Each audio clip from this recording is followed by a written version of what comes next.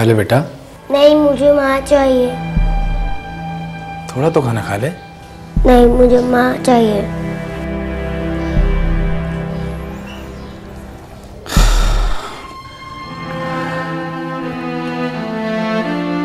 यशपाल, बेटा तू दूसरी कर ले।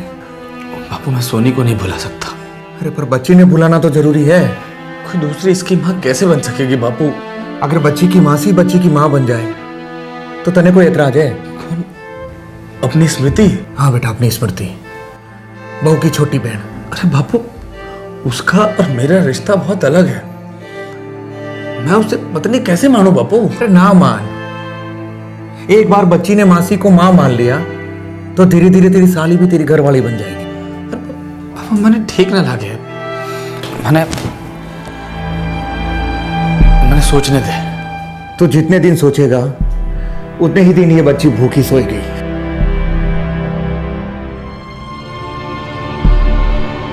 कल सवेरे सवेरे जाकर तेरे ससुर से बात करते हैं।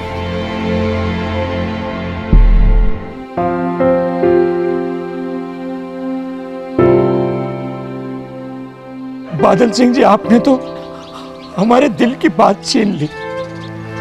हमारी स्मृति गुड्डी को उतना ही प्यार देगी जितना सोनी देती थी।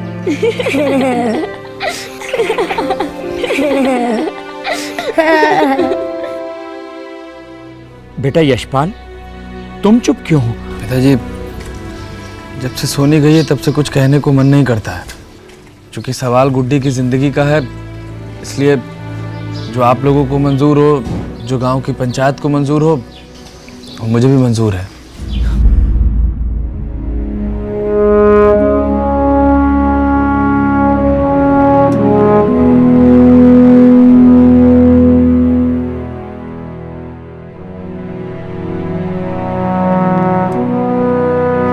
मासी, ये मेरे लिए। हाँ बेटा, ये सब की सब आपके लिए, मेरी गुड्डी जानू के लिए। गुड्डी, जा बेटा, तेरे बापू और दद्दू घर जा रहे हैं, उनके साथ घर जा। नहीं, मुझे माँ चाहिए। माँ ये यहीं नहीं रह सकती। उसी के लिए बात करने आए ये लोग आज यहाँ पर। सच? बिल्कुल सच कह रही हो, लेकिन ये यहाँ नहीं रहेगी, तू जाएगी उनके घर यशपाल से शादी करके। सदियों से यही होता आ रहा है, और फिर ये तेरी अपनी सोनी दीदी की बेटी गुड्डी की जिंदगी का सवाल है।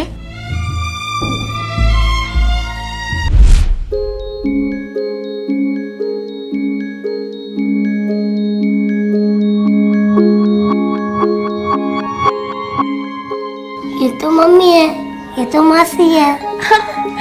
गलत मेरी गुड्डी जानो।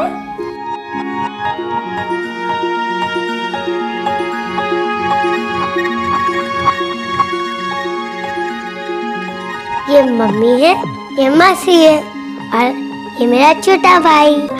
Very good, very good. क्या बात है भाई, हमारा स्वागत तालियों के साथ किया जा रहा है। पापा आ गए।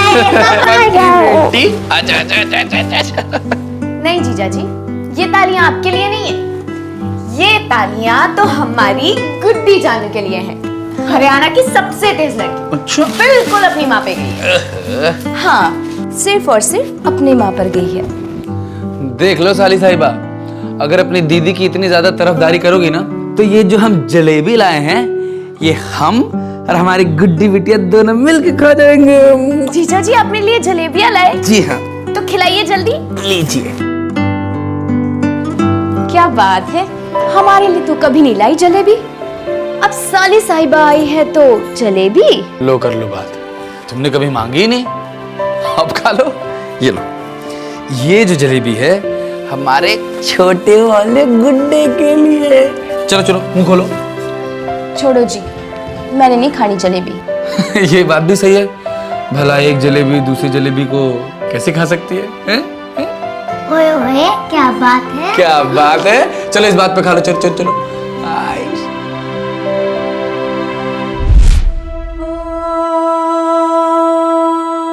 पंचायत से बात करनी है, सगाई की तारीख निकलवानी है, बहुत सारे काम करने हैं, लेकिन सिर्फ तेरी हाँ करने के बाद।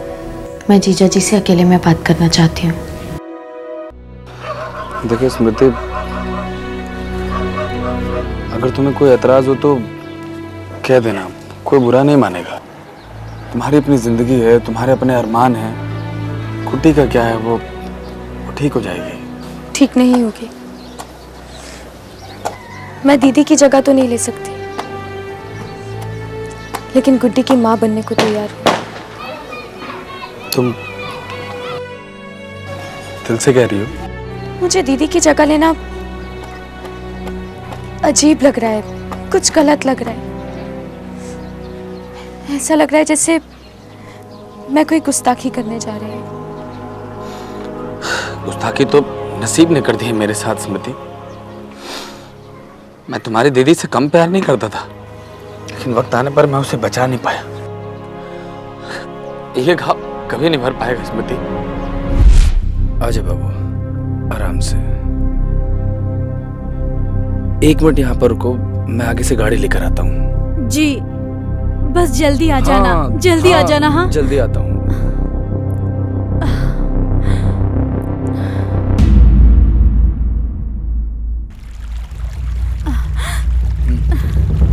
क्या हुआ? अरे तबीयत खराब हो रही है क्या? नहीं। अरे उल्टी जैसा मन हो रहा तो यहीं कर ले। नहीं, घर पहुंचने तक सह लूंगी। अरे घर पहुंचने में भी 40 मिनट लग जाएगा। चल उतर उतर उतर उतर, यहीं कर ले। चल चल आजा। अरे मैं हूं ना यहाँ पर। चल चल आजा आजा आजा चल। जा जा। हाँ हाँ, हो रहा है उल्टी जैसा मन हो रहा है। पता नहीं, प्यास प्यास सी लग रही है। प्यास प्यास सी लग रही है। एक मिनट।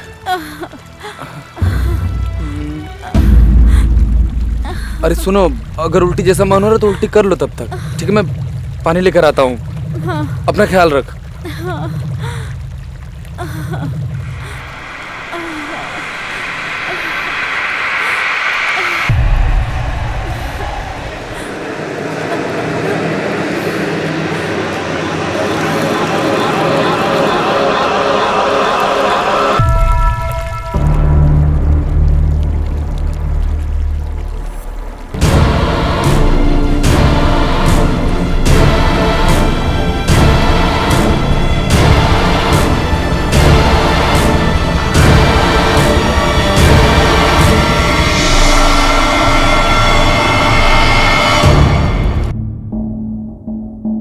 मोबाइल फोन यूज करती हैं? जी नहीं साहब। आप लोग माता पिता हैं उसके? हाँ जी। आप में से किसी की कोई दुश्मनी किसी से? नहीं साहब, किसी के साथ किसी भी तरीके की कोई दुश्मनी साहब। इंस्पेक्टर साहब, जितना हो सके मेरी बीवी को ढूंढिए। वो बीमार भी है और पेट से भी है। यशपाल, मुझे तस्वीर चाहिए तुम्हारी पत्नी की। ये कॉपीज करवाओ। किशन नगर, रमन नहर और मोहकपुर सभी पुलिस स्टेशन को इन्फॉर्म करो। जी सर।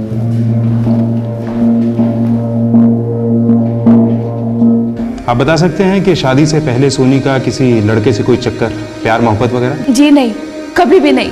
मेरी दोनों बेटियां तो सोना है सोना। और सर, शादी के बाद भी इस तरह की कोई बात नहीं है सर। हम लोगों की 5 साल की बहुत अच्छी शादी है। ऐसा कुछ नहीं साहब। तुम्हें क्या लगता है, क्या वो नहर में गिर गई होगी? भगवान न करे वो नहर में गिर गई हो साहब। मैंने उसको वहाँ बहुत ढूंढा। हम थोड़ा और ढूंढेंगे।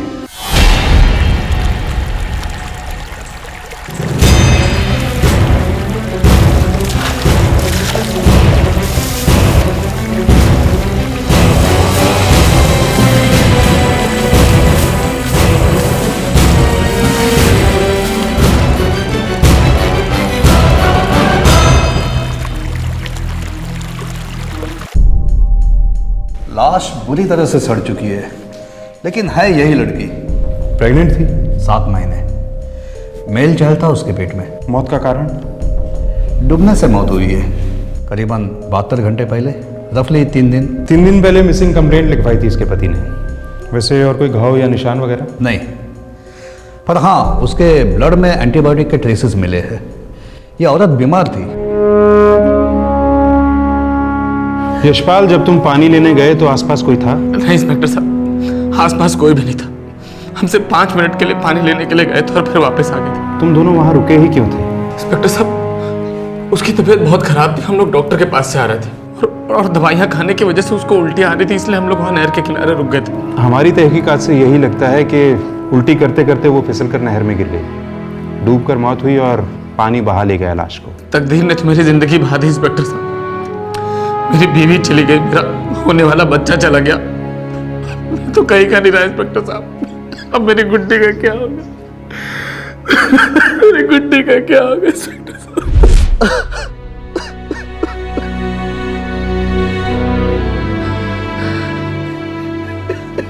जीजा जी रोइए मत। मैं ठीक हूँ स्मृति। देखो स्मृति, तुम अच्छे से सोच लेना, पहले अपने बारे में, फिर गुड्डी के बारे में। मैं चलता हूँ।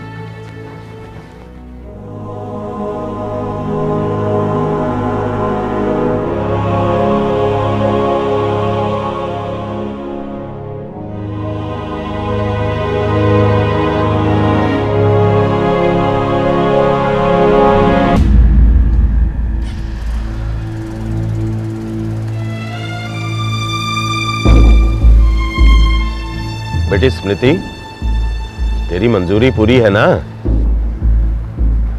भाई सुंदर सिंह, हम पंचों को इस रिश्ते से कोई इनकार नहीं है। हमें लगता है तेरी बेटी नेक काम करने जा रही है और हम सबका आशीर्वाद है उसके साथ। बड़ी कृपा जी।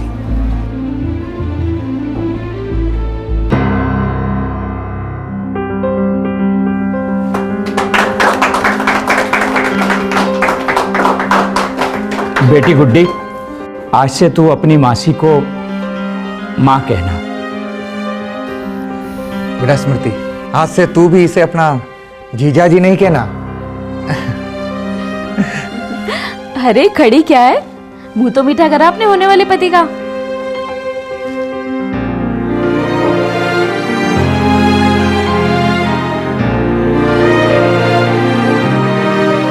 शुक्ला।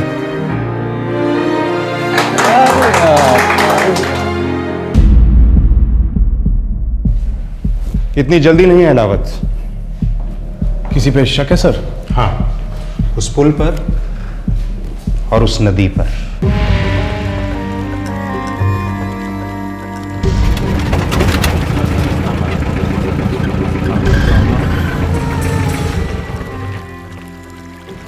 यशपाल के अनुसार सोनी यहाँ खड़ी हुई थी, इस तरफ मुंह करके। करेक्ट सर, लेकिन उसे उल्टी आ रही थी सर, तो हो सकता है वो घूमी हो और उल्टी करने की कोशिश में झुकी होगी और गिर गई होगी सर। 7 महीने पेट से थी वो, बीमार भी। इस हालत में खड़े खड़े इस तरफ घूमना उसके लिए आसान नहीं रहा होगा। और अगर उल्टी ही करनी थी तो नदी में क्यों, सामने ज़मीन पे भी तो कर सकती थी। तो उसे नदी में करनी होगी सर। ओके, शायद उसे नदी में करनी थी, लेकिन वो फिसली किस चीज़ से होगी? उस दिन तो बारिश भी नहीं हो रही थी। आपको शक है किसी पे सर? सोनी यहाँ से फिसली नहीं है, बल्कि उसका दिमाग फिसल गया होगा कभी। सर आपका मतलब वो मेंटली अनस्टेबल थी? पूरे चांसेस हैं कि कोई चीज़ उसे बहुत ज़्यादा परेशान कर रही थी, बहुत दर्द हो रहा था उसे। वो यहाँ से फिसली नहीं है, बल्कि यहाँ से कूद गई है अलावत। ये सुसाइड का केस हो सकता है। पुलिस को शक हो रहा था कि सोनी एक्सीडेंटली फिसल कर नहीं गिरी है, शायद ये हो सकता है कि उसने आत्महत्या की हो। लेकिन सोनी 7 महीने प्रेग्नेंट थी, ऐसी हालत में वो आत्महत्या क्यों करती?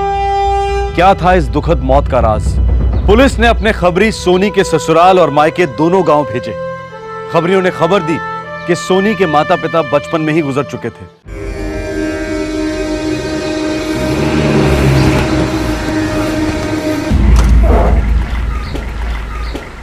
आपने अपनी कंप्लेंट में लिखवाया था कि सोनी आपकी बेटी थी। लिखवाया था? बर्थ सर्टिफिकेट दिखाइए, साबित कीजिए कि आप ही ने सोनी को जना है। सिर्फ बच्चा पैदा करने से और दूध पिलाने से कोई मां नहीं बन जाती है। आपने हमारे सवाल का जवाब नहीं दिया। क्योंकि आपका सवाल ही गलत है। फिर भी मैं आपकी बात का जवाब देता हूँ। सोनी को इसने नहीं, मेरी बहन ने जना था। इंस्पेक्टर साहब, सोनी जब 4 साल की थी तभी उसके माता पिता की मृत्यु हो गई एक एक्सीडेंट में। तब से लेकर हमने उसे पाला पोसा, 4 किताब पढ़वाई, हाथ पीले किए हमने उसके।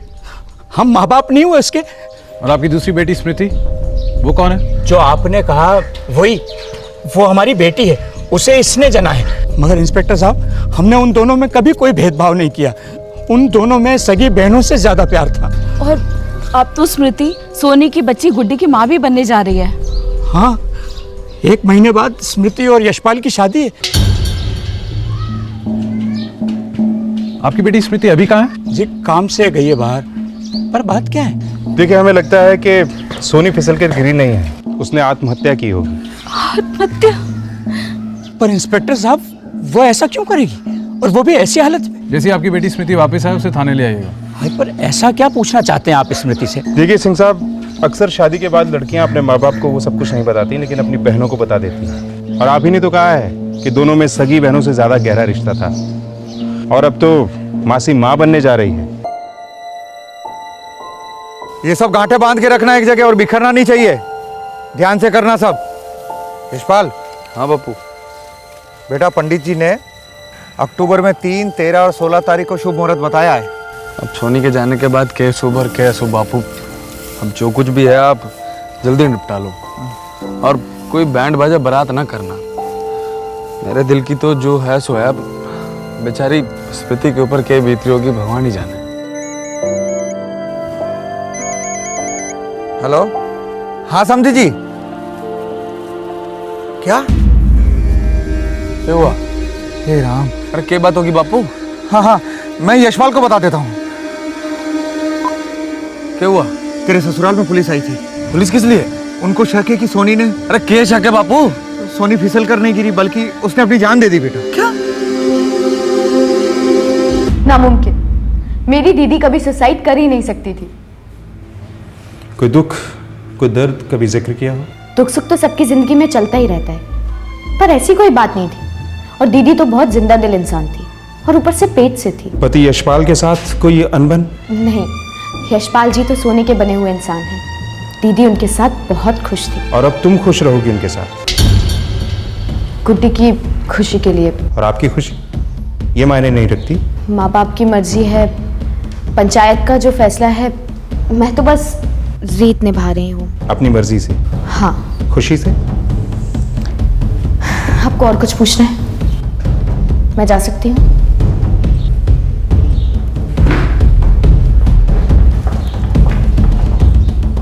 सर की स्मृति और यशपाल दोनों की डिटेल बैकग्राउंड चेकिंग करी सर। किसी के मुंह से एक लफ्ज भी नहीं निकला। सबका यही कहना है कि स्मृति जैसी बहन नहीं और यशपाल जैसा पति नहीं। इतनी मिठास से तो डायबिटीज हो जाए किसी को। अलावत, फिलहाल ये केस बंद कर दो, लेकिन मेरी गारंटी है कि ये 2 और 2 4 वाला केस नहीं है। ये फाइल फिर खुलेगी। सालों क्रिमिनल केसेस हल करते करते पुलिस ऑफिसर्स की इंट्यूशन पावर बड़ी तेज हो जाती है। हर केस में भले ही पूरी तरह से नहीं, लेकिन हल्की हल्की दस्तक जरूर सुनाई देती है। पुलिस को स्मृति की चुप्पी और झिझक पर भरोसा था, क्योंकि यही चुप्पी इस केस में हुए जुर्म को उजागर करने वाली थी।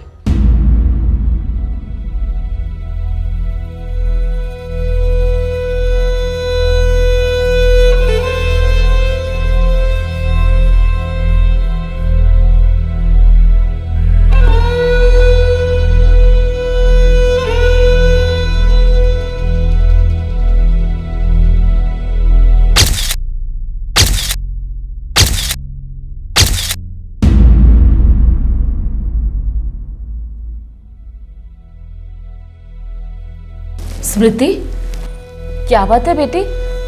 तू कुछ बोल क्यों नहीं रही है? जब से थाने से आए एक शब्द नहीं बोली तू।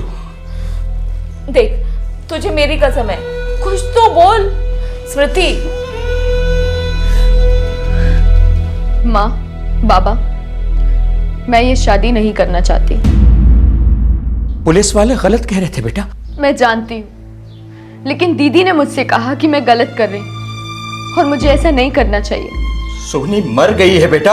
नहीं बाबा, दीदी जिंदा है मेरे अंदर, और वो मुझे कहती है कि स्मृति, तू ऐसे कैसे कर सकती है, ये गलत है, ऐसा मत कर। देख, मैं मानती हूँ कि तुझ पर दबाव है। पुलिस वालों ने कुछ भी अनाप शनाप बक दिया होगा और तू आ गई उनकी बातों में।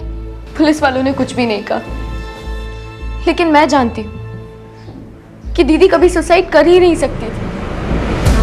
माँ, आप ही बताओ, क्या एक औरत कभी भी ये बर्दाश्त कर सकती है कि उसका पति किसी और का पति बन जाए, चाहे फिर वो उसकी खुद की बहन क्यों ना?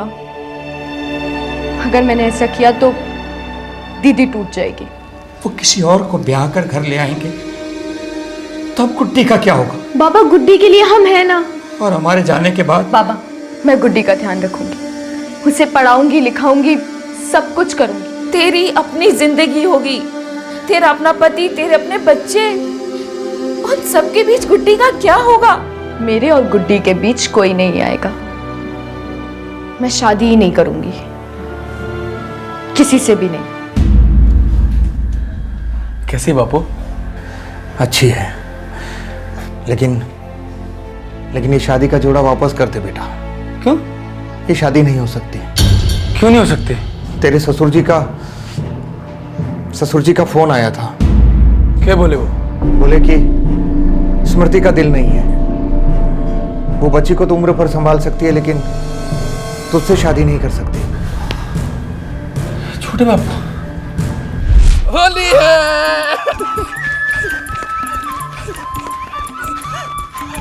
देखो कितना भगा रही तुम्हारे संभल के। पापा मौसी को भी रंग लगा। हाँ बेटा, लगा रहे तेरी मासी पे रंग। हैं? ये किधर भागेगी तू? हैं?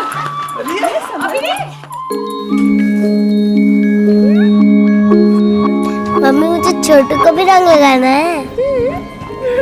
लगाओ।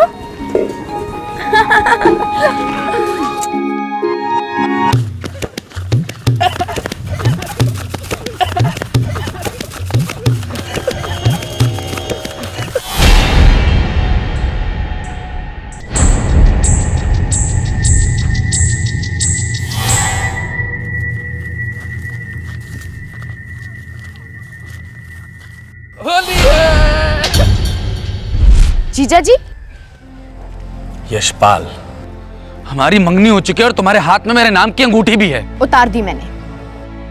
अरे तुम ऐसे हाँ कहकर ना कैसे कह सकती हो? मैंने दबाव में आकर हाँ कहा था, क्योंकि मैं दीदी की जगह कभी ले ही नहीं सकती। मुझे ये गलत लगता है और दुनिया भी इसे गलत समझेगी। पुलिस वालों को लगता है कि दीदी की आत्महत्या के पीछे आपका या मेरा हाथ है। ये एकदम गलत है। तुम्हारी दीदी कभी आत्महत्या कर ही नहीं सकती, वो तो फिसल कर गिर गई थी बस। मैं भी फिसलना नहीं चाहती। अगर मैंने आपसे शादी की तो मैं दीदी की नजरों में गिर जाऊंगी। मुझे माफ कर दीजिए जीजा जी, मेरे दिल में आपके लिए बहुत इज्जत है, पर मैं उस तरीके से कभी सोच ही नहीं सकती। और मैं किसी और तरीके से सोच ही नहीं सकता। बहुत बहुत ज्यादा, हद से ज्यादा प्यार करता हूं तुमसे।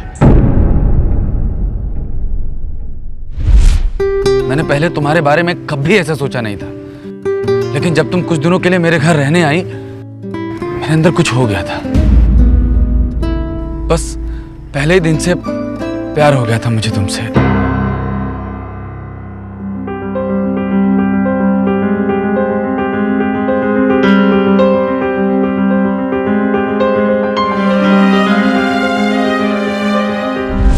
दीदी के होते हुए आप मेरे बारे में ऐसा सोच भी कैसे सकते थे? पता नहीं, बस तब तुमसे प्यार हो गया था और अब बता रहा हूं। बस कीजिए, हाथ जोड़ती हूँ मैं आपके, इतनी गंदी बातें मत कीजिए। अगर मेरी शादी तुम्हारे से नहीं हुई तो मैं मर जाऊंगा। मैं तुम्हारे बिना नहीं रह सकता। वो 3 महीने जो तुम हमारे यहाँ रही थी, मेरी जिंदगी बदल गई थी। बस कीजिए जीजा जी, बस कीजिए। और जब से तुम गई हो मैं तड़प रहा हूँ दिन रात, और मैं जानता हूँ कि तुम भी तड़प रही हो मेरे लिए वैसे ही। अब हम दोनों के एक होने का टाइम आ गया स्मृति। जानवर से भी बदतर हैं आप। भगवान का लाख लाख शुक्र है कि मुझे सही वक्त पे सही राह दिखा दी। काश दीदी को भी शादी से पहले दिखी होती, कम से कम आप जैसे घटिया इंसान से तो बच जाती वो। घटिया ही सही, अब ये घटिया आदमी तुम्हें पाने के लिए किसी भी घटिया हाथ को पार कर जाएगा। एक घटिया हाथ तो मैं पार कर चुका हूं। क्या क्या किया आपने? तुम्हारे और मेरे बीच में जो दीवार थी उसे मैं अपने हाथों से गिरा चुका हूं।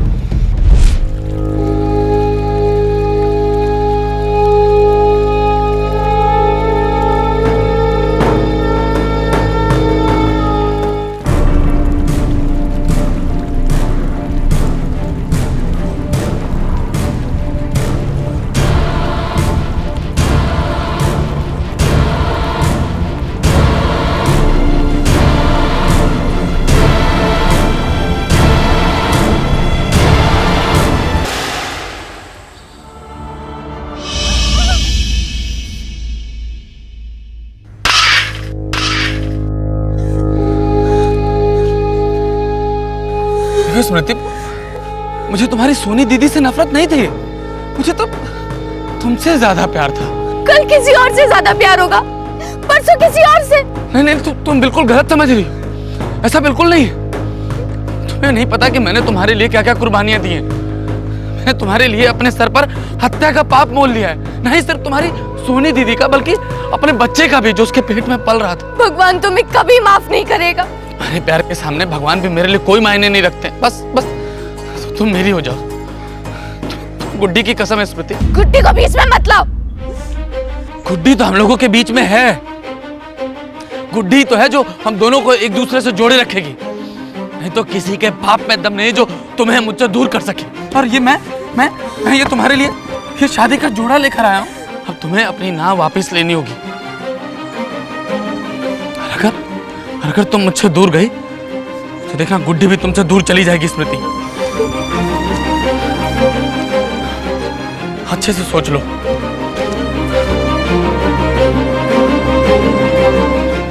स्मृति के सर पर दो धारी तलवार लटक रही थी। एक तरफ था सोनी के कत्ल का शौक और दूसरी तरफ गुड्डी के अनाथ हो जाने का डर। स्मृति की बहन सोनी खुद एक अनाथ बच्ची थी जिसे स्मृति के माता पिता ने पाला था, और स्मृति ये कतई नहीं चाहती थी कि गुड्डी पर भी वही कहर टूट पड़े। लेकिन यशपाल सोनी और उसके होने वाले बच्चे का कातिल था, पर स्मृति के पास इस बात का कोई ठोस सबूत नहीं था। स्मृति के सामने एक बहुत बड़ी विडंबना थी, धर्म संकट था।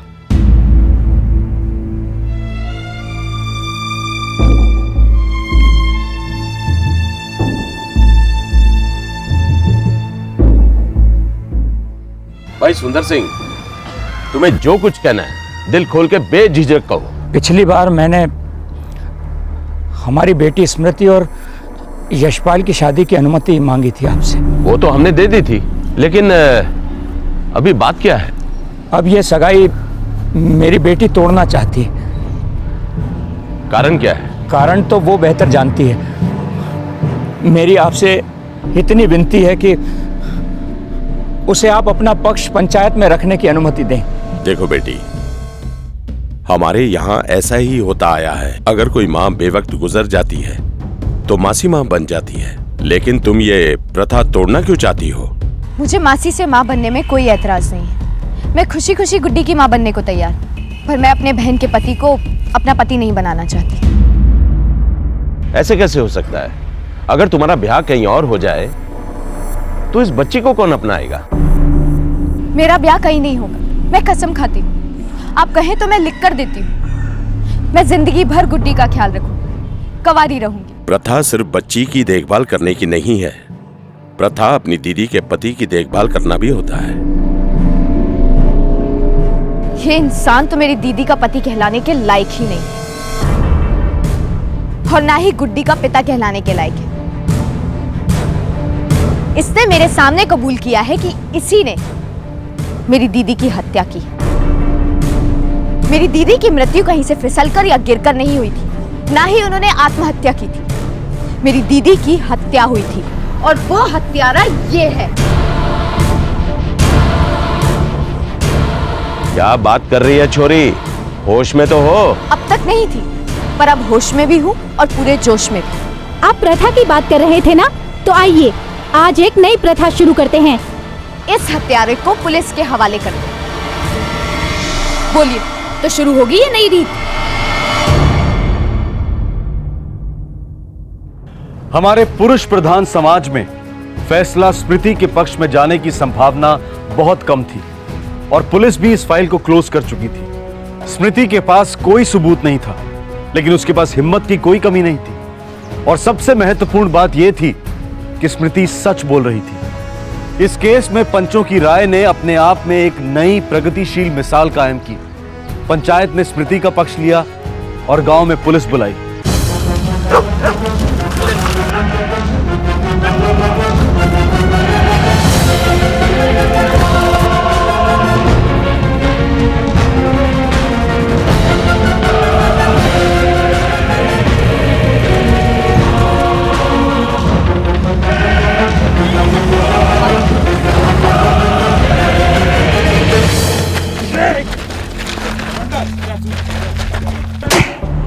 अब अदालत जो थप्पड़ मारेगी ना, उसकी गूंज पूरे 14 साल तक सुनेगा तू यशपाल सिंह। इंस्पेक्टर साहब, आप कुछ ऐसा कीजिए कि मुझे फांसी हो जाए। मुझे मेरी स्मृति ने पकड़ा हुआ है इंस्पेक्टर साहब। मैं जीना नहीं चाहता, मैं मर जाना चाहता हूँ। वो मुझे प्यार नहीं करती। तुझ जैसे हैवान को कोई औरत कैसे सहन कर सकती है? तूने उसकी बहन का कत्ल किया जब वो 7 महीने पेट से थी। ये सब कुछ उसको बताने के बाद भी तू उससे मोहब्बत की उम्मीद कर रहा था। इंस्पेक्टर साहब, मुझे नहीं लगा था कि वो मुझे शादी से मना कर देगी, और मुझे ये भी नहीं लगा था कि मैं उसके सामने सारी बातें इस तरह से बोल जाऊंगा। और ये तो बिल्कुल भी नहीं लगा था कि वो मुझे पकड़वा देगी। इंस्पेक्टर साहब, मुझे बिल्कुल भी नहीं लगा था। नहीं लगा था ना, लेकिन अब लगेगी, बुरी तरह से लगेगी। तुझ जैसे प्रेमी हो दुनिया में तो नफरत करने वालों की जरूरत ही क्या है?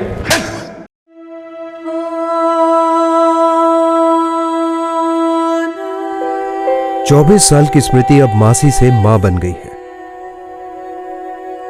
गुड्डी उसे कई मुश्किल सवाल करती है और स्मृति उनके आसान जवाब ढूंढने की कोशिश करती रहती है।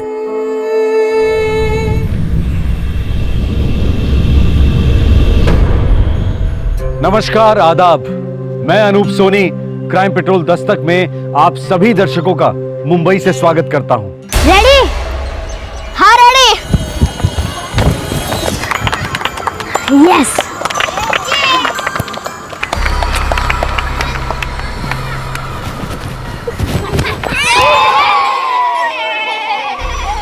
That's not fair यार। चल एक और बार। तुझे क्या याद रखे? अच्छा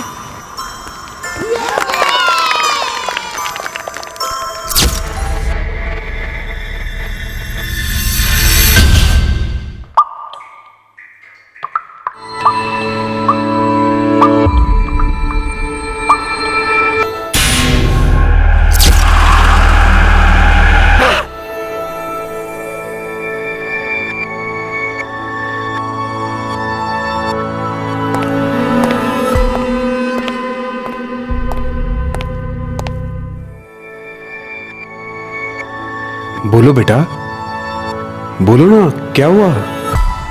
बच्चों का दर्द उनके आंसुओं से ज्यादा उनकी खामोशी बयां करती है। बच्चों की खामोशी मां बाप के लिए दस्तक होती है कि कुछ बहुत गलत हो रहा है। अक्टूबर 2011, साउथ मुंबई, महाराष्ट्र।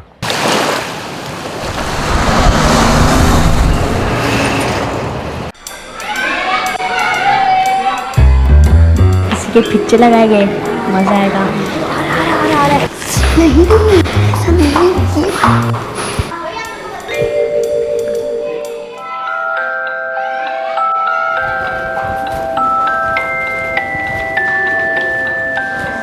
क्यों बे?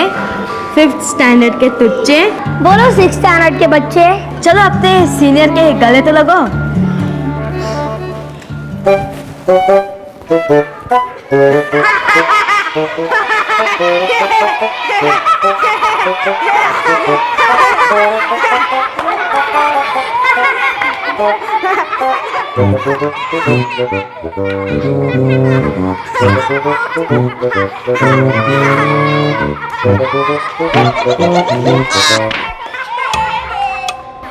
साले अमान के बच्चे, जूनियर टुच्चे, देख लूंगा तेरे को। तो फिर देखना, आंखें बंद क्या तुम्हारी?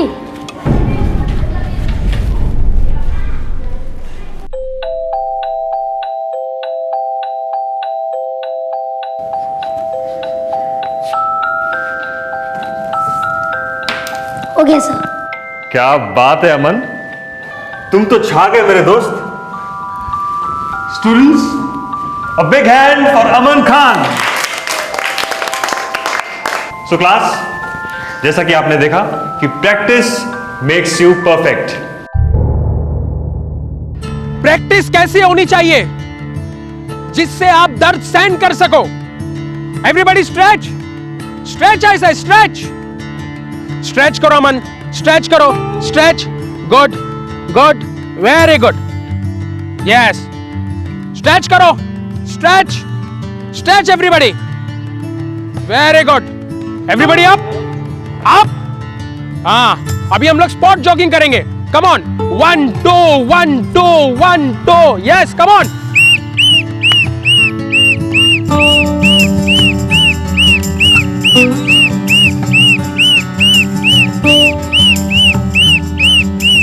एक अच्छे घर का मुस्कुराता खुश मिजाज बच्चा और दक्षिण मुंबई के पॉश इलाके का एक टॉप स्कूल, मानो दोनों एक दूसरे के लिए ही बने थे। 10 साल के अमान खान की जिंदगी मस्ती, मासूमियत और मेहनत का गठबंधन थी। और फिर एक दिन वो मनहूस दिन आया, मायूसी के बादल छा गए, दर्द आया दबे पांव।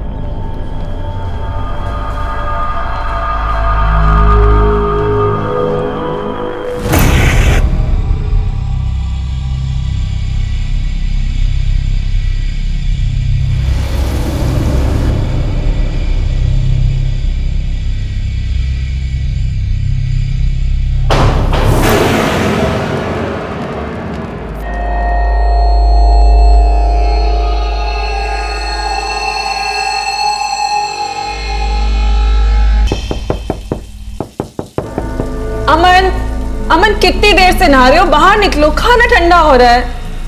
अमन, अमन,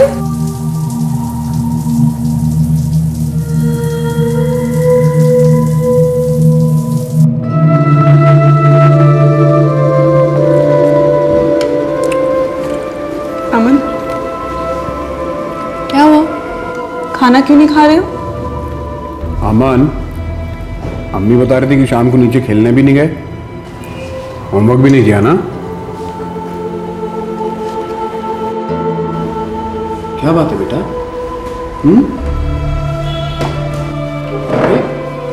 अमन, अमन, सुनो बेटा। अरे क्या हो गया इसे? पता नहीं जी, पहले तो कभी ऐसे पेश नहीं आया। स्कूल में झगड़ा वगड़ा हुआ होगा दोस्तों से। पता नहीं क्या हो गया है इसको। अमन बेटा, अमन क्या हुआ बताओ। अच्छा ठीक है, सो जाओ। हाँ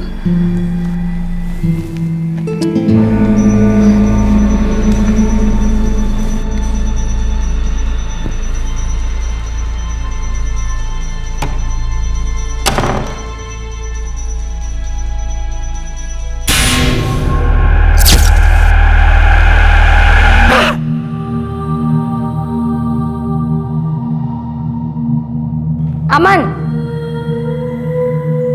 अमन, फिर क्लासरूम में सो रहे हो? जाओ वॉशरूम में फेस वॉश करके आओ। अमन,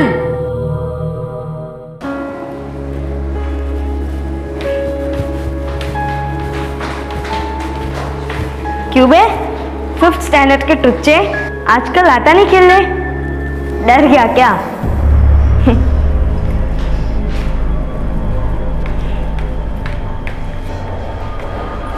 अरे सुन,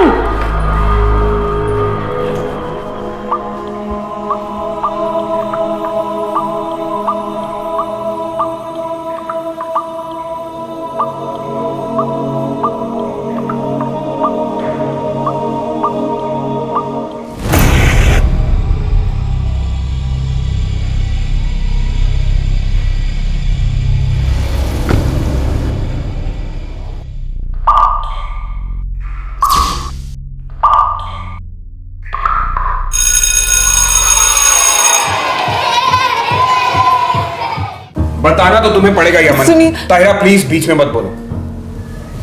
अमन क्या बात है? अमन मैं तुमसे पूछ रहा हूं।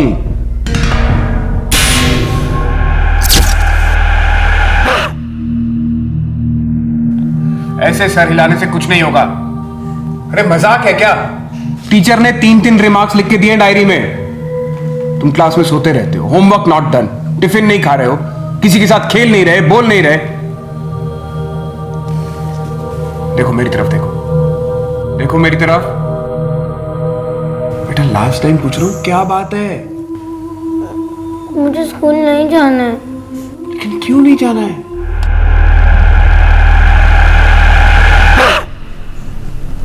अमन, बेटा क्या बात है, बताओ हमें। मुझे दर्द होता है। हाय अल्लाह, कहाँ दर्द होता है मेरी जान, बोलो। पीठ, पीठ में। दिखाओ मुझे। नहीं।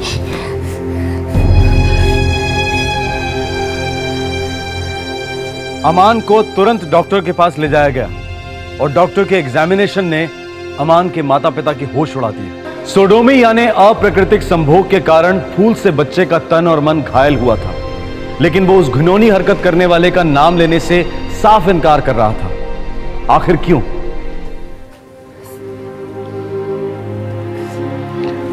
मेरी राय है मिस्टर खान की जब तक छानबीन पूरी नहीं हो जाती बच्चे को स्कूल ना भेजा जाए। सवाल ही नहीं उठता डॉक्टर, मैं कल सुबह प्रिंसिपल से मिल रहा हूं अमन को लेकर। और एक बात, टेक्निकली पुलिस केस बनता है और मेरी ड्यूटी बनती है कि मैं पुलिस को इन्फॉर्म करूं। डॉक्टर, मैं देखता हूं कि स्कूल क्या कहता है, तब तक प्लीज आप रुक जाइए।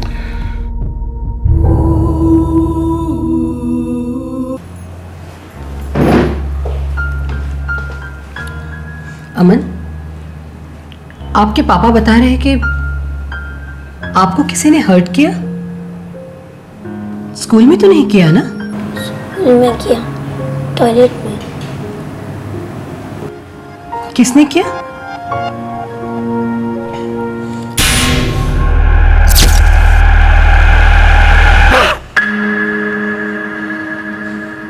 मिसेस खान, आप अमन को लेकर बाहर बैठिए। मिस्टर खान, बच्चे सच और झूठ में फर्क नहीं समझते, इसीलिए तो बच्चे कहलाते हैं। और डॉक्टर झूठ बोल रहे हैं। डॉक्टर ने कहा कि स्कूल में हुआ है। अमन कह रहा है कि स्कूल में हुआ। तो वो सारी बातें खुलकर क्यों नहीं बताता? अमन डरा हुआ है, वो तो स्कूल आने से भी डर रहा है। बच्चे की स्कूल तो मिस नहीं होनी चाहिए। मैं ट्रांसफर सर्टिफिकेट बना देती हूँ, आप दूसरे स्कूल में ट्राई कर सकते हैं। आप इंक्वायरी करने की बजाय मेरे बच्चे को स्कूल से निकाल रही है। मिस्टर खान, हमारे स्कूल बॉम्बे की टॉप 10 स्कूलों में से एक है। हमारे यहाँ ना कभी ऐसी घटिया हरकत हुई है और ना भविष्य में कभी होगी, इसलिए इंक्वायरी बिठाने का तो सवाल ही नहीं पैदा होता। मैं ट्रांसफर सर्टिफिकेट बनाऊं या अमन क्लास ज्वाइन कर रहा है? तीसरा ऑप्शन भी है प्रिंसिपल। वो क्या है? मुंबई पुलिस।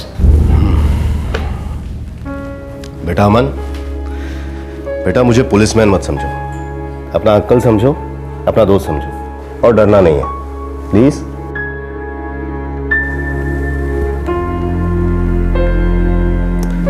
बेटा तुमने उसका चेहरा देखा था?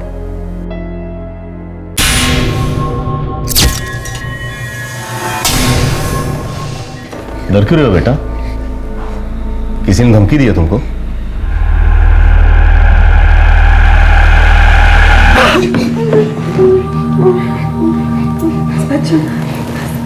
कुछ नहीं हुआ अमन, कुछ नहीं हुआ। मिस्टर खान, प्रिंसिपल से मैं अकेला मिलूंगा। कोई स्कूल नहीं चाहता कि पुलिस उनके कैंपस में आए। हर स्कूल को अपनी रेपुटेशन और गरिमा की बहुत फिक्र होती है, और स्कूल यह भी जानता है कि एक गंदी मछली पूरे तालाब को गंदा कर सकती है। पुलिस के कहने पर स्कूल प्रिंसिपल ने इंक्वायरी कमेटी बिठाई। अब सवाल यह था कि कौन थी ये गंदी मछली, और क्या इस तालाब में सिर्फ एक ही गंदी मछली थी? इंस्पेक्टर डिसिल्वा, ये हमारे स्कूल के मैथ्स टीचर हैं, मिस्टर बोरकर, ये इंक्वायरी करेंगे। श्योर मैम, मैं अमन को काफ़ी अच्छी तरह से जानता हूँ, बहुत ही अच्छा स्टूडेंट है वो। आई एम श्योर जल्द से जल्द पता चल जाएगा कि सच क्या है और झूठ क्या है। इस केस में मुझे ऐसी झूठ जैसी बात तो कोई लगती नहीं, एटलीस्ट अब तक तो नहीं। हाँ, लेकिन सच और खामोशी के बीच एक डर की दीवार जरूर है। अगर आप अमन को वो दीवार पार करवा दें तो हमारे लिए बहुत बड़ी मदद होगी। 3 दिन में मैं और मिस्टर बोरकर आपको पूरी रिपोर्ट सबमिट करेंगे।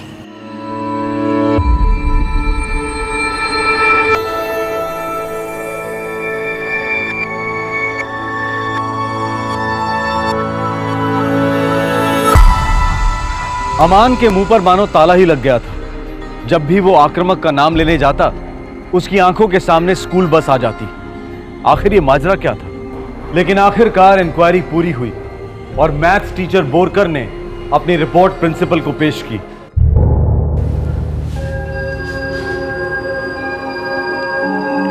Are you sure mister Borkar? क्या ऐसा ही हुआ है? मैम मुझे भी यकीन नहीं हो रहा है, पर मैंने जो जो लिखा है एग्जैक्टली मुझसे वही कहा गया है। मैंने शुरुआत अमन के साथ पहली मीटिंग से की। प्लीज अमन खान, मुझ पर भरोसा करो। तुम मेरे फेवरेट स्टूडेंट हो। तुम जानते हो मैं तुम्हें कितना लाइक करता हूं। प्लीज प्लीज मुझे बताओ कि क्या हुआ।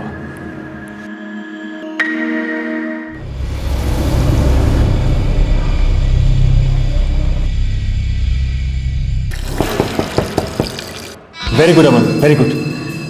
अब ये बताओ कि तुम उसे, जिसने तुम्हें हर्ट किया, उसे जानते तो हो, तो फिर तुम उसका नाम क्यों नहीं बताना चाहते?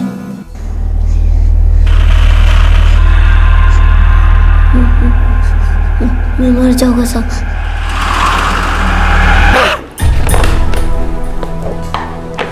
यार कर्मा कर, हाँ इस इंक्वायरी ने दिमाग खराब कर दिया यार। हाँ यार, और एकदम फर्स्ट क्लास स्टूडेंट है वो अमन खान। हाँ रियली है। मुझे लगता है कि ये सीनियर जूनियर वाला मामला है। मतलब 5th और 6th क्लास वालों के बीच में चलता है ना, सीनियर और जूनियर को लेकर एक दूसरे को सताना, बुलिंग होती है ना काफी। हाँ होती है। तो 6th क्लास में एक लड़का है, सचिन मापसेकर। सचिन मापसेकर? तुम्हें लगता है वो सचिन मापसेकर? नाक में दम कर दिया उसने अमन के।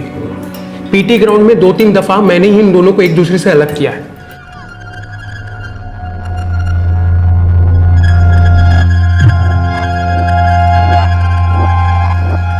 अमन डरो मत, सचिन की तरफ देखो। क्या हुआ सर? हे अमन, क्या हुआ? अमन बोलो, इसी ने किया ना? हाँ सचिन नहीं किया है। हे अमन, मैंने क्या किया? अमन देख, अमन मैंने इधर आओ। तुमने जो कुछ भी अमन के साथ किया है इस पेपर पे लिखो। चलो। सर मैंने उसके साथ कुछ नहीं किया सर, वो बस ऐसे ही हमारे बीच में मजाक मजाक में चलते रहता है। मजाक मजाक में तुम काफी आगे निकल गए सचिन मापसेकर। सच में मैंने कुछ नहीं किया सर। झूठ मत बोलो, मेरे आगे तुम्हारा ये ड्रामा नहीं चलने वाला। और अपने ये आंसू बचा के रखना, जब यहां से रस्टिकेट हो जाओगे तब काम आएंगे। सर प्लीज सर, मुझे रस्टिकेट मत कीजिए। जेल जाने से तो अच्छा ही है रस्टिकेट होना। चलो लिखो। Good job mister Borkar. मैं अभी इंस्पेक्टर डिसिल्वा को फोन करती हूँ। अभी मामला आगे नहीं बढ़ना चाहिए।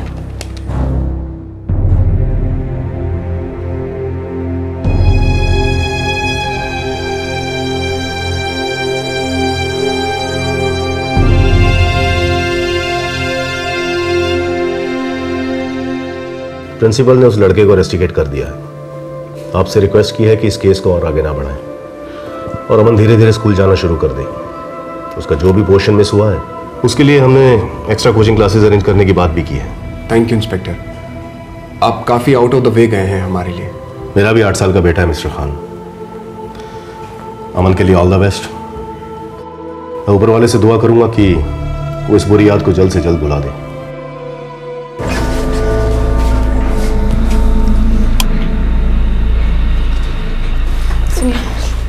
सुनिए, बच्चा है।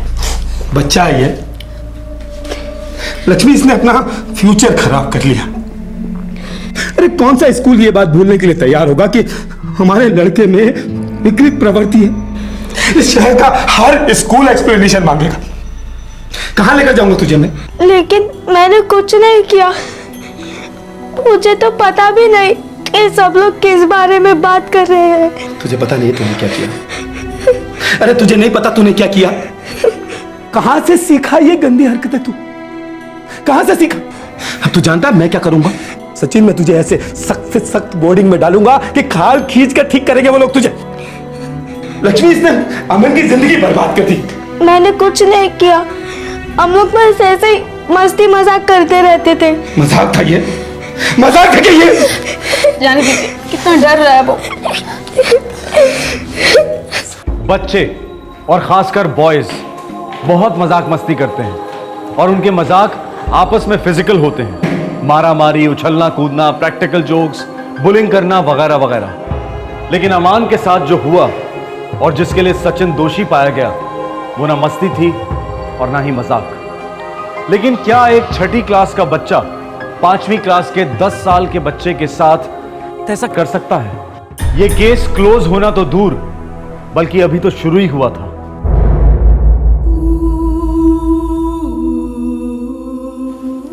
उठो बेटा अमन, बाहर बैठो। ये लो बेटा, दूसरे कलर का चाहिए। अमन ले लो। Good boy. अब आप बाहर जाइए, रिसेप्शन पे आंटी बैठी हैं, उनसे कहिए कार्टून लगाएं। आप कार्टून देखें जब तक मम्मी आती है। ओके, जाओ। Very good, very nice. Aman ठीक तो हो जाएगा ना डॉक्टर? मिसेस खान, फिजिकल घाव जो है वो तो ठीक हो गए, उसकी चिंता नहीं है, लेकिन बच्चे को काउंसलिंग के लिए भेजना जरूरी है। मेंटल घाव अभी भी ताजा है। आप ठीक कह रहे हैं। वो लड़का जिसने ये सब किया था वो तो पकड़ा गया, फिर भी पता नहीं क्यों अमन स्कूल जाने से कतराता है। स्कूल बस देखते ही रोने लगता है। तो वो लड़का पकड़ा गया? जी, उसकी अमन से बनती नहीं थी, बस इसीलिए उसने अमन के साथ ही घिनौनी हरकत की। उसी के स्कूल का स्टूडेंट है, उससे 1 क्लास सीनियर, 6th स्टैंडर्ड का। नामुमकिन। क्या मतलब डॉक्टर? 6th स्टैंडर्ड का लड़का बच्चा ही होता है मिसेस खान, और ये हरकत किसी बच्चे ने नहीं बल्कि किसी बड़े ने की है। मैं मेडिकली प्रूफ कर सकता हूं ये किसी एडल्ट की हरकत है। ऐसा कैसे हो सकता है डॉक्टर? ऐसा हुआ है मिसेस खान, और 6th स्टैंडर्ड का बच्चा ये नहीं कर सकता। डॉक्टर ने रिपोर्ट भी बना के दी है इंस्पेक्टर। इसका मतलब अमन और सचिन दोनों झूठ बोल रहे हैं। लेकिन क्यों इंस्पेक्टर, वो दोनों ऐसा क्यों करेंगे? शायद उनसे झूठ बुलवाया जा रहा है। आप एक काम कीजिए मिस्टर खान, फिलहाल अमन से कोई भी सवाल जवाब मत कीजिए। मुझे ये बहुत ही सीरियस मैटर लग रहा है।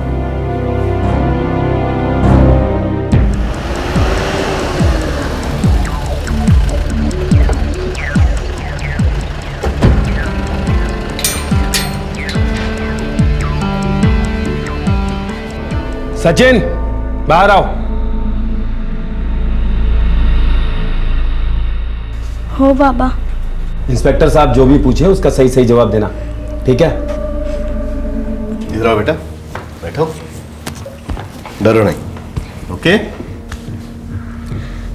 अंकल, मैंने कुछ भी नहीं किया अंकल। तो बेटा आपने लिख के दिया है कि आपने अमन को घायल किया है। पहले मुझसे साइन करवाया गया, फिर वो सब लिखवाया गया जिसका मतलब भी मुझे नहीं मालूम है। तो आपने लिखा क्यों, साइन क्यों किया? बोरकर सर ने मुझसे कहा कि अगर साइन नहीं करूंगा तो मुझे जेल भेजा जाएगा। आई बाबा की शपथ खाता हूँ अंकल, स्कूल में सब लोग मुझे गंदा गंदा बोलते रहते, मुझे कुछ भी नहीं पता। मिस्टर मापसेकर, लड़का आपका सच बोल रहा है, इनोसेंट है, फंसाया गया है। बच्चे का ख्याल रखिएगा। थैंक यू, बाय बेटा।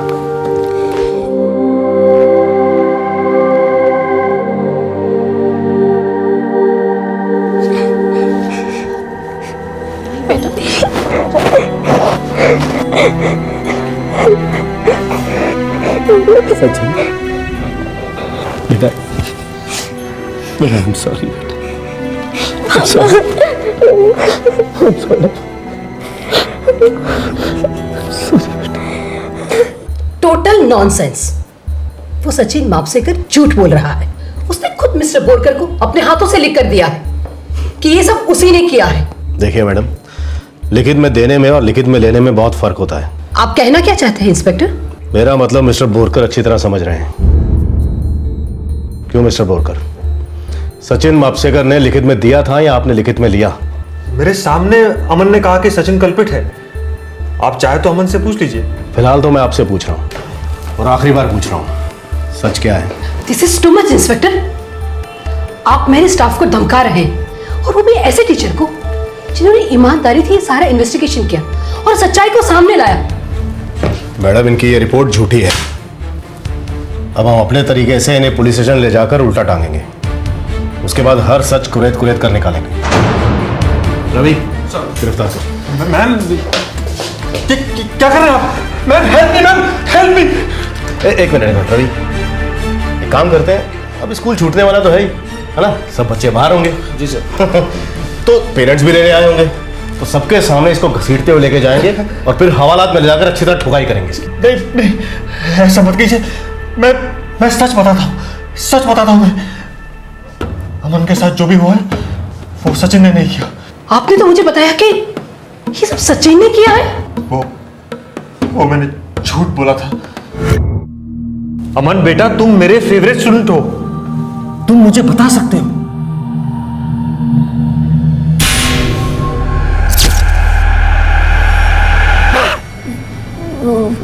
वो मुझे बस के नीचे फेंक देगा। कौन?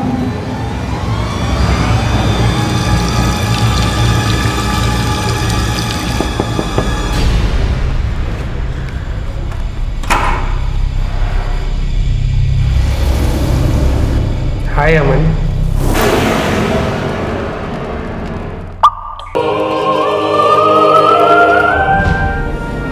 ओह माय गॉड।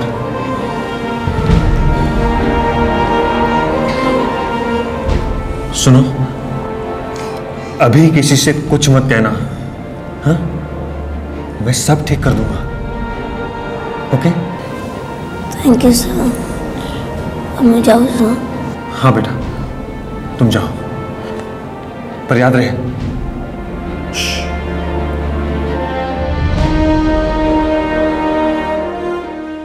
गलती हो गई यार मुझे माफ कर दे। तुझे दोस्त कहने में शर्म आ रही है मुझे। सोच, तेरी बीवी को पता चलेगा तो क्या होगा? 2 महीने नहीं हुआ तेरी शादी को। पता है मुझे झटके आते हैं और मैं अपने आपे से बाहर हो जाता हूं। देख, इस बार मुझसे गलती हो गई, मैं कसम खा रहा हूं। इस बार मुझे बचा ले प्लीज प्लीज।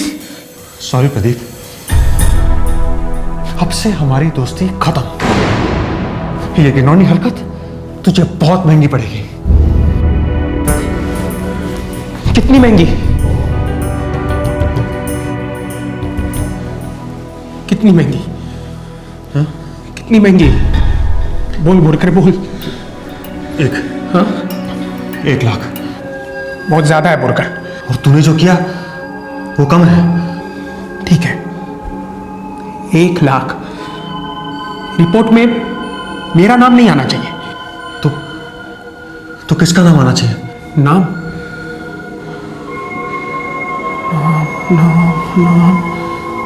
हाँ, 6th क्लास में एक लड़का है, सचिन। हाँ, सचिन मापसेकर। बहुत सताता है वो अपने बेचारे अमन को। उसका नाम सचिन मापसेकर। फिर प्रदीप कर्माकर ने अमन को धमकाया सचिन का नाम बोलने, और मैंने सचिन को धमकाया कि वो राइटिंग में दे कि उसी ने किया है। ओह माय गॉड।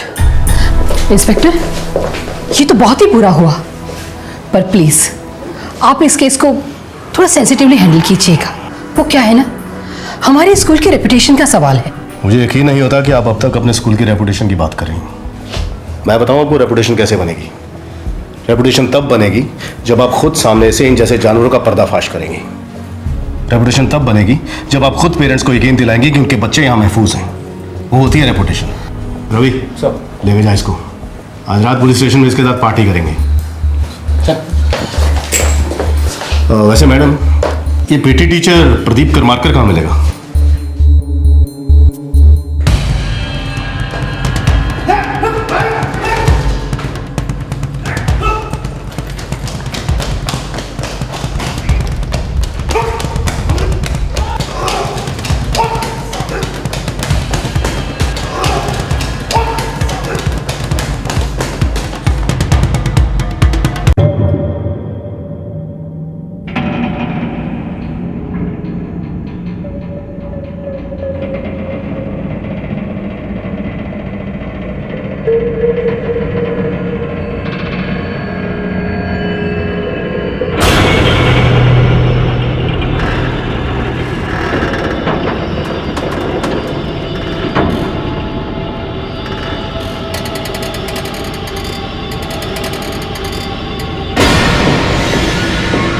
नहीं सर, नहीं सर, नहीं सर, नहीं sir, sir please sir, don't shoot me sir, please don't shoot me sir, sir